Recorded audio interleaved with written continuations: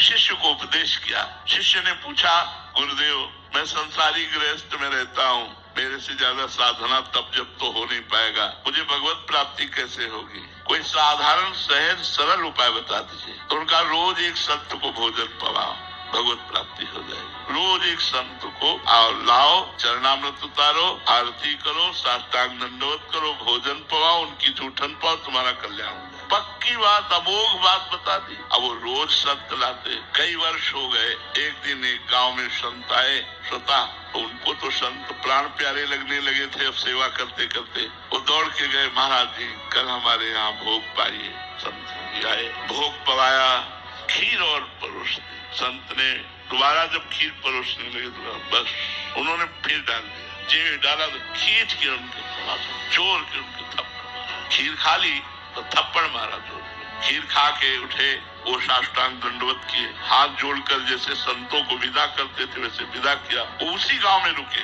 दूसरे दिन शाम के फिर वो भगत जी गए, महाराज जी कल प्रसाद आप हमारे यहाँ ही पाइए। ठीक है, आए, प्रसाद पाया और कहा, बेटा कल तुम्हारे थप्पड़ मारा था, तुम्हें बुरा नहीं लगा? अरे महाराज ये शरीर आपका सेवक है, ये शरीर आपका है, आप मारो पीटो।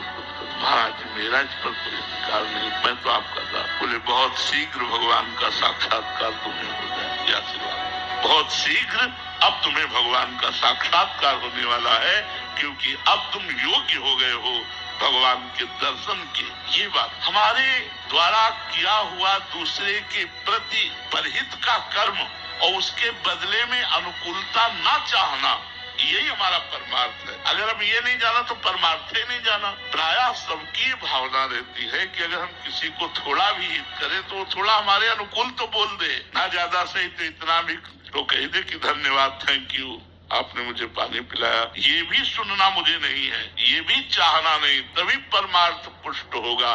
जो बदले में कुछ चाहता है वो परमार्थी नहीं होता।